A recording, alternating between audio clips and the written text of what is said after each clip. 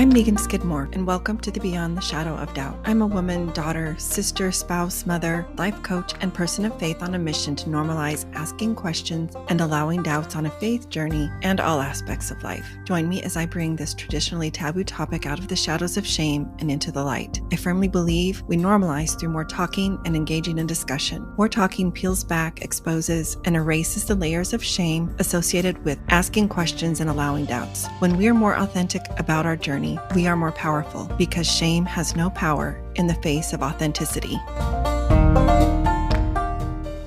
If you come from a high demand background, it's possible you haven't taken the opportunity to thoughtfully consider your core values. Brené Brown said, living into our values means that we do more than profess our values. We practice them. We walk our talk. We are clear about what we believe and hold important, and we take care that our intentions, words, thoughts, and behaviors align with those beliefs, end quote. But before you can walk your talk, you must identify what your core values are. Research has shown that it is traumatizing when a therapist or mental health support person tries to impose their values upon their client. Identifying your core values is like thinking ahead of time. It reduces decision fatigue. It becomes your North Star, guiding you as you navigate new decisions or decisions you've come to realize that perhaps you didn't get to choose in the first place. Click the link in the show notes for my Determine Your Values guide. It will help you take the first steps to living a values-driven and aligned life by helping you identify what matters most to you. Beyond the Shadow of Doubt podcast is a proud member of the Dialogue Podcast Network, which is part of the Dialogue Journal found at dialoguejournal.com. Founder Eugene England was a Mormon writer, teacher, and scholar who wrote, "My faith encourages my curiosity and awe. It thrusts me out into relationship with all creation and encourages me to enter into dialogue. My hope is that this podcast is an extension of that vision." Welcome to today's episode of Beyond the Shadow of Doubt. So grateful you're here with us, and I'm really excited for you to meet today's guest. And I'm going to say it, I know I'm going to say it wrong. It's Sytske Woodhouse. Yes? Yes, that's correct. I love your name so much, and I try really hard to say it correctly because mine has been mispronounced so many times. I bet. You know, it's funny because I have a hard time with other people's names, so I I get it. It's seat, like you're taking a seat. It's seat. Yep, that's right. Sytske. Okay. And remind me again, what ethnicity or what cultural background is your name? I know it's somewhere, it's European, yes? It's Dutch. It's Dutch. And I'm actually half Dutch. Okay. 50%. So that. And I don't think I've ever met someone who identifies as a woman who is a junior. You're Sytske Jr., yes? Oh, yes. I'm actually Sytske the fourth. Oh, you're Sytske the fourth. Yeah, and the reason I do junior on Facebook is because my mom's name is Sytske Woodhouse. So when I first went back to my maiden name on Facebook, we had the exact same Facebook name, and so people were looking for her and finding me. And so I ended up adding the junior just on Facebook. But I'm the fourth Sytske in my family. That is way cool. I love that. Feminine power right there.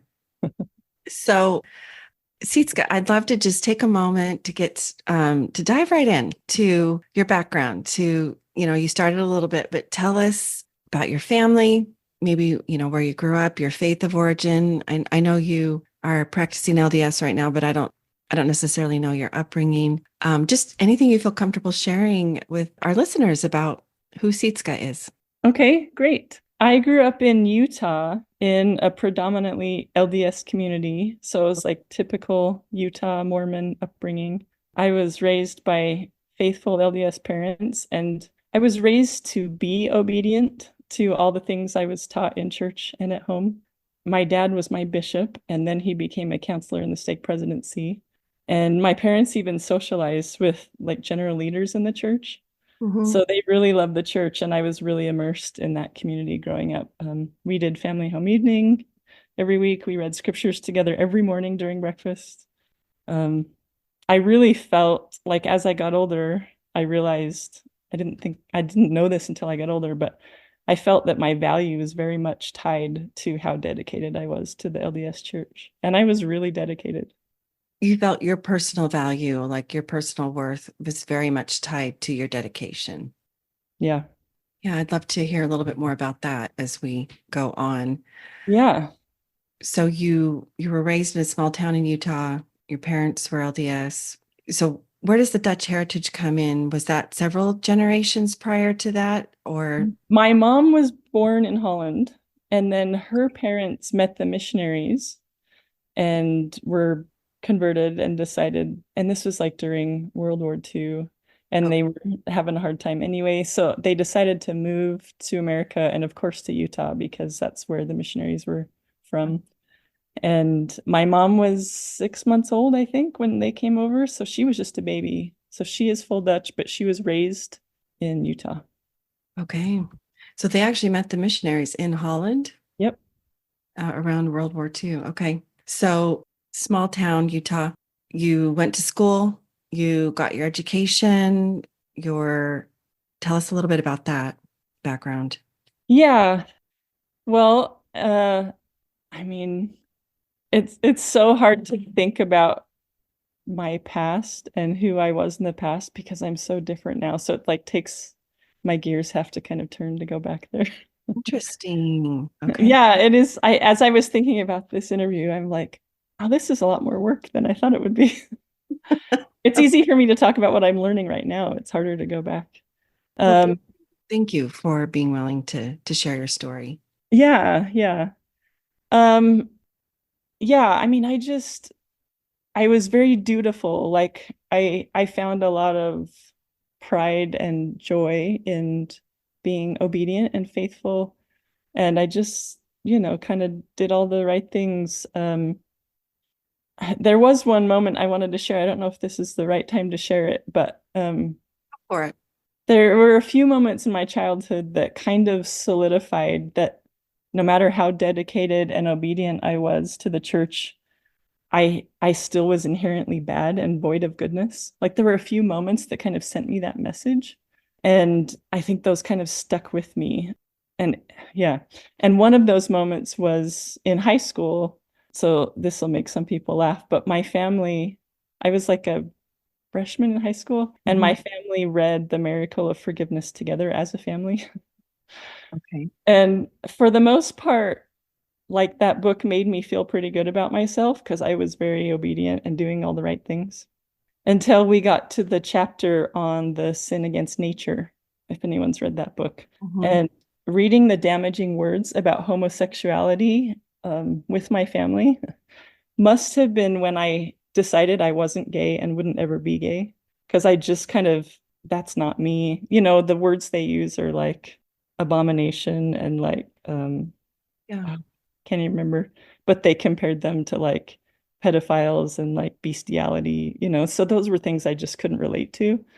And so I think I just convinced myself, even though there were like inklings of moments where I had attraction to girls, I just convinced myself that I wasn't that and I wouldn't ever be that. And I was so convincing that for the next 10 years, as I experienced falling in love with friends, teammates, Mhm. roommates, Mhm. that did not mean I was gay. And I even remember in college, I was I was going to the temple weekly and I prayed really hard that about my boyfriend at the time in college. Please help me to feel for him what I feel for her. And I prayed for, months and it just never happened. But I still didn't think I was gay. That was like after reading that book, it was just kind of not a possibility. Like I can't be this. So that stuck with me. But I think, like I said in the beginning, deep down, because you can't really deny who you are and things about yourself, I had that feeling of like something about me is bad. Like I am not good. So so I can kind of get a time frame reference here. It sounds like reading that chapter specifically in the Miracle of Forgiveness contributed to that void of goodness feeling. Did you feel it prior to that somewhat? Yes, unfortunately, it was common, especially in like a more well-off religious family, to be shamed for Mhm. like oh, good girls don't do that, and good girls do this. Okay. So I would say that was kind of a part of me even before that. But at that point, it kind of became attached to my same-sex attraction. Okay. I did still have this inkling that like just I think shame when you use shame as a parenting tool, it's effective, but it also makes your kid feel like there's something wrong with them. Yeah. So I do think I kind of had that before. Yeah. So it sounds like maybe prior to that, like you mentioned earlier, maybe some of that message that you were bad with, or the feeling of void of goodness that you had was more tied to, you mentioned earlier, you felt your values, your value, your personal value and your worth were tied to your dedication. So it was directly related to how kind of your religiosity, maybe Yeah, your, my goodness, yeah, like I had to do certain things in yeah, order to be good, right. So in order to have worth. Yeah. tied to your actions, to your observances, to your behaviors and whatnot, Yes. Yes. maybe the quote unquote quality and frequency and such. But then when you were in high school and you read this with your family, then maybe another layer was Yeah, and added. it was almost like, oh, that's what's bad about me. Because when you're a kid and you're Mhm. feeling like there's something wrong with me, you can't really pinpoint what it is. It's just Yeah. an effect of like the way that you're being treated. And so then once I read this chapter, it was kind of like, oh, that's what's bad about me. That's why I feel bad about myself, you know? That's really a really important point you just made. When you're a kid, you can't really pinpoint where or why some of these feelings are coming up for you. I think that's especially good to hear you express that because sometimes those in the queer community have been questioned how they could possibly know how they felt at maybe a younger age, or they question, maybe some folks question why so many more people are identifying as queer. And I use queer as a general umbrella when really it's been a natural part of that teenage, adolescent, earlier year development process, that process of becoming more connected to yourself and learning more about yourself and understanding yourself a little bit better. And we just have more tools now, more acceptance, more discussion in general around More language, more more language. wording. Yeah. Exactly. And so that's so good for you to be able to have that awareness and share that, because I think this is really helpful, especially for parents who, I think you and I grew up in a similar generation, who maybe have kids and struggle with, well, how can they know that, or how can they think that that's who they are right now? Don't Yeah, you? and when I was younger, and I've heard this from a lot of people my age, it was just like, I'm different, but you can't really put your finger on it because the way that people think, like you grow up in this society where, I mean, I call it heteronormative society, but like, the things you see on TV and the things that people talk about, and it's just so normal to them because it's part of them. And for you, it's just like, that doesn't sit right with me. It doesn't fit me, but you can't really pinpoint. Like I would never, as a kid, I never would have thought that has anything to do with my sexuality. Yeah. But I was just different. Like I thought different than people. Yeah. I think when mainstream culture or mainstream society or our communities within which we live and we breathe and we associate, right? Whatever they're doing seems to be, at least as a teen or a young adult, right? That seems to be the perceived norm, unless folks are talking about it or unless people are sharing their hearts. You are going to feel different inside. You are going to feel like there's something, quote, wrong about you. One of my goals of this podcast is to normalize faith journeys, that they're all different, they're all unique and beautiful and special. So you've talked about kind of the early beginnings of your faith journey, right? Maybe the foundation that your parents helped you to lay. Most people I've talked with about faith journeys find that something happens. It can be a significant event, a realization, their reality that just doesn't align with maybe what they had been taught.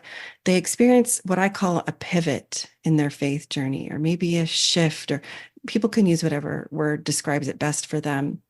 But I would love if, you know, you can think back and when did you notice maybe, wait a minute, this is, I'm not wrong or I'm not bad. I'm just seeing things differently. And maybe the perception or what's being taught could have, do well with some fine tuning or some rethinking.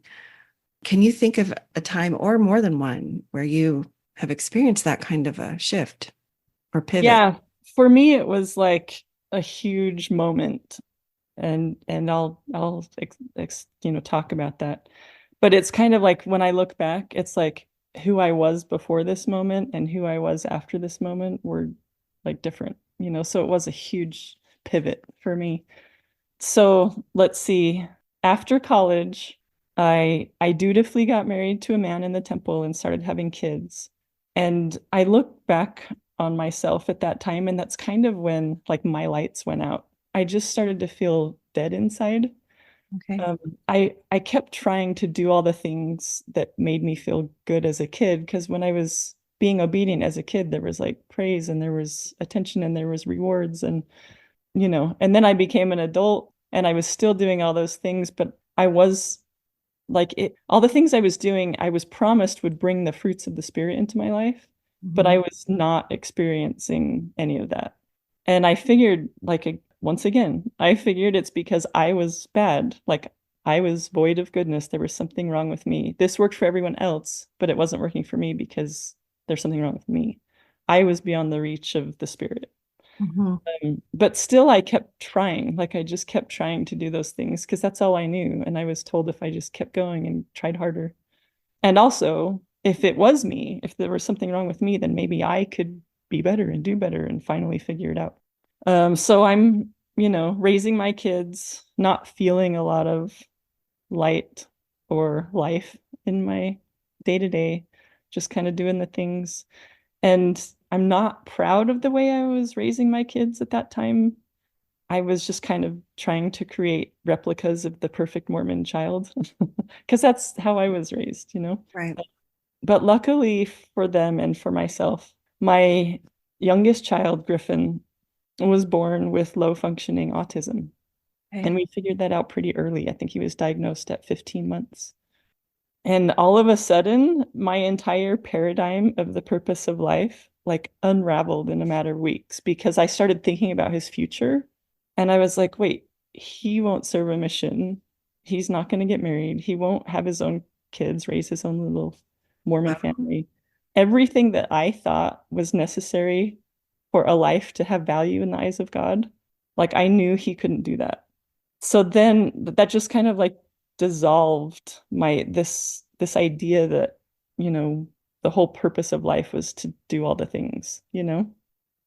No, that's You want me just, to keep going? I can keep going. yeah. I mean, what a huge realization. Like what a huge pivot. All of these boxes that you had been raised, the proverbial boxes that you needed to check, and that you had been raising your kids to, also do those things. It was very obvious that this was not going to be a path for Griffin. Right.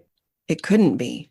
Yeah, and I was so like immersed in that idea that I really, as hard as it is to have a special needs child, I really see him as like a miracle in my life and my family's life, which is like rippled out into my extended family.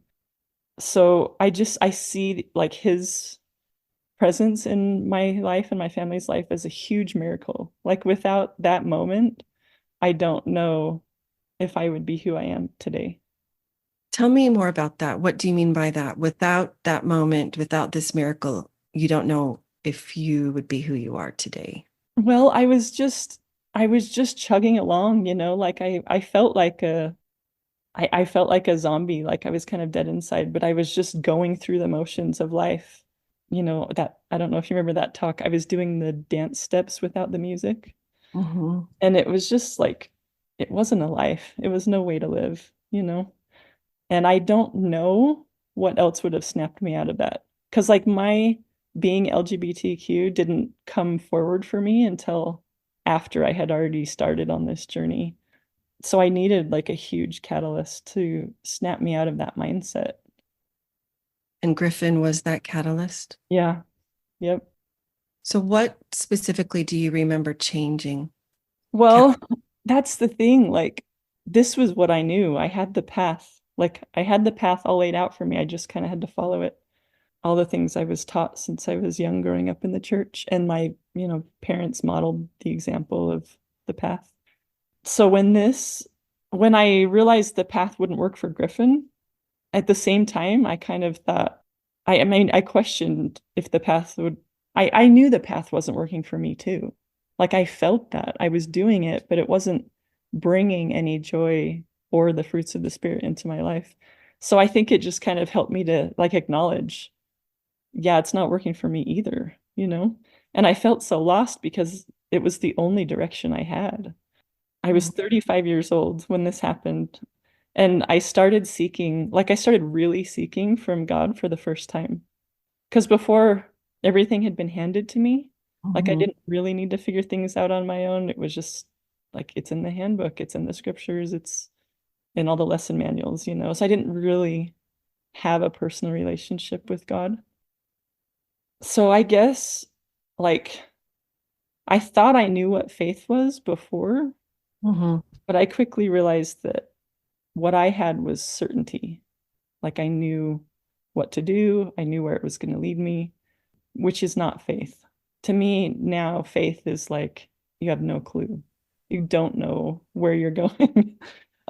Faith is more like you trust in your relationship with God, not in a path, if that makes sense. Mhm. So I guess losing the certainty for me brought a lot of fear. Like it filled me with fear, like fear of the unknown and fear of like, what if I do it wrong? Like all of a sudden I had to rely on myself instead of on all these instructions I'd been given. And Yeah. I don't think I was developed enough as a person to feel safe relying on myself that way. So I sought a lot. Like I tried to listen to the spirit and what it led me to. And obviously when God dropped this bomb on me, he brought people into my life, mentors that could guide me. Like he didn't leave me alone. I just had to listen to those promptings of like who to reach out to and just it almost I just had to like be willing to receive what people were offering because I felt like I didn't really do anything. The people just came into my life. And I see that as the hand of God. Like he was leading me. I it became easy to trust that he would show me my next step because he just kind of took over at that point. Yeah. I just kind of surrendered to the experience. I don't know. I would often feel I would start feeling really expansive about something new I was learning. And then, like, my fears would all of a sudden say, well, what if you're being deceived or this person isn't Mormon? So, you shouldn't be listening to them. Or, um, even the very elect will be deceived. So maybe this Mormon is deceived. Like, I started to become filled with fear when I would learn something really cool that was like expanding my heart and soul. And Mhm. then it would quickly shift to the like exact opposite of the love and connection to humanity I was feeling. Mhm. All of a sudden I would just feel like confined and constricted and like scared. And I realized after that happened a bunch, I was like, I don't want my fears to control me or guide my decisions. Like Mhm. mentally, I did not want to choose that, but emotionally, it was happening over and over again. So I actually bought a bracelet that said, no fear, just faith. And anytime that I would feel this fear and become filled with fear, I would just look down at my bracelet and I would take a deep breath. I would say, okay. And I learned how to like transmute fear into faith and just kind of let go of the fear and then just start trusting, like trust this path that God was taking me on. You know, even if I didn't get the validation of other people like I used to, uh, Mhm. I just kind of had, it was just me and him, like I just had to really start to believe in myself and in the inspiration I was receiving and in the things that he was teaching me one on one. This is so interesting, so good. Thank you so much for sharing what your experience was like. I just have a couple of questions, kind of follow-up Yeah, questions. yeah. You said you saw this pattern multiple times. You'd feel something very expansive. You would feel expansive about something new you were learning, and it would feel good. But then almost immediately, you would feel this doubt, these fears come over, and you would question it like, what if I'm being deceived? And so on. How did you become aware that these, in fact, were thoughts that were generated from this fear you were feeling? Because it sounds like maybe at first, anyway, you were believing them as true, or at least giving some credit to them, like, oh, yeah, that that could be, oh dear, I got it, I should step back, I should stop going in this direction. That's that's huge awareness. And I think some shy away from leaning into this idea that, wait a minute, Well, they these feel like it's a thoughts, warning from the spirit. right? Yeah. What was that process like for you? How did you become aware that these, in fact, were statements that were completely coming from a place of fear in your mind? There were, I think there's a talk by Elder Uchtdorf that um I think I think fear is in the title. I can't remember what the title is, but he specifically talked about fear and like being parented or guided by leaders through like fear tactics. And I think it like a light bulb went on. Like that's been my experience with parenting and in the church. And just I think Elder Uchtdorf, the way he talked about it shed light on like that's not the way that it works temporarily, but it doesn't change people, is kind of like his message. Mhm. And I think it helped that it was Elder Uchtdorf because I think he is someone who motivates out of love. Like when he expresses love and he believes in us. And I think that kind of motivation feels good. Mhm. And then just the strict opposite of what he was talking about, like those fear tactics, I just recognized it and I recognized the difference. And I recognized that God leads with love and he believes in us and he doesn't try to scare us into doing what is right. And so I think on a mental level, I just kind of realized that, they say perfect love casteth out fear. Mhm. And I just kind of realized they're opposites. And like God is a God of love. And so fear would be like a tactic of or a tool of Satan. And so if I'm letting fear guide my choices, am I really following the journey that God is putting forth before me? And I knew that I wouldn't be, like I would be off track again. And so yeah, I don't know. And I think at this time I was also studying like what the ego is. Mhm. And I think some of the things I read would say, um, as you become more like awake and aware and spiritual, like your ego's gonna try to hold on because it wants to have control. Like your ego is your mind wanting to control your life. So like you want to be able to have control, you want to be able to like know what's happening, know what's coming, just that certainty.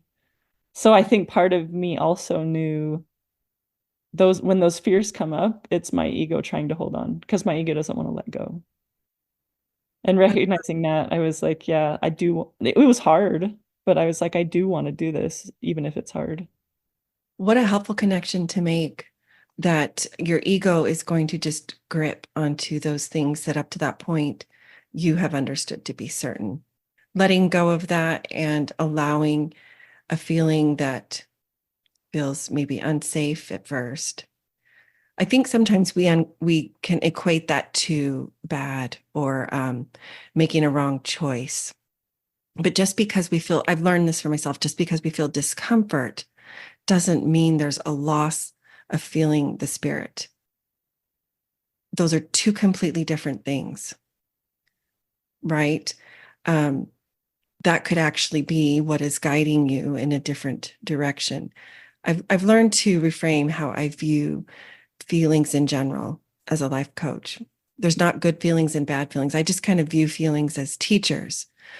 Whatever I'm feeling what is it trying to teach me? What is it trying to tell me? What can I learn from this? Versus this is a bad choice, Yeah. or this is not the right path.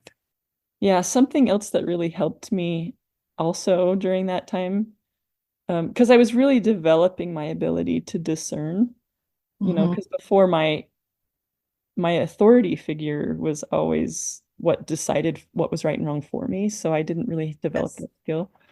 And so I was developing that ability, and something I recognized, and I think I read this in a book or someone said it, like one of my mentors might have said it, and it just stuck with me. But if you feel a sense of urgency, like I have to get this right now, or I have to do this thing right now, God is like endlessly patient and long-suffering, and he gives us like more than one or two or three chances to get something right. He gives us like 77 chances. And so anytime I felt like I like that sense of urgency of just like I have to convince this person, or I have to do this thing right now, I just learned to recognize that as not helpful instead of letting that be like make me do the thing that it's trying to get me to do. I just stopped and I was like, oh, I'm feeling a sense of urgency. That must not be right. Mm-hmm. Which I think is hard to make that shift. But once I made that shift, it just made everything like slow down. Mm-hmm. Sometimes I wonder if that feeling of urgency, the underlying feeling it's fear-based.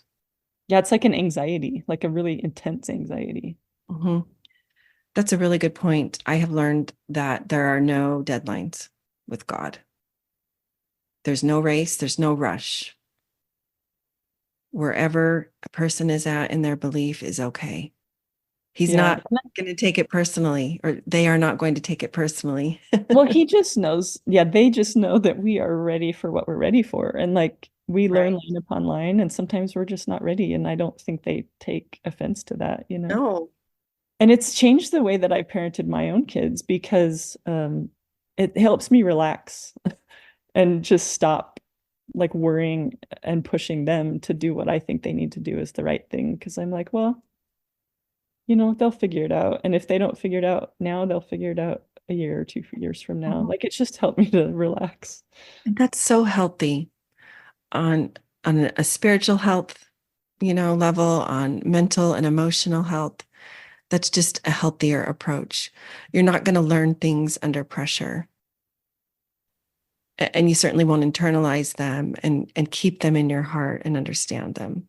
Yeah, like it can control you in the moment, but it won't ever transform you. And I think that's what the goal is, to like transform ourselves and to Mhm. grow into someone who has different character attributes, not just like do the right thing.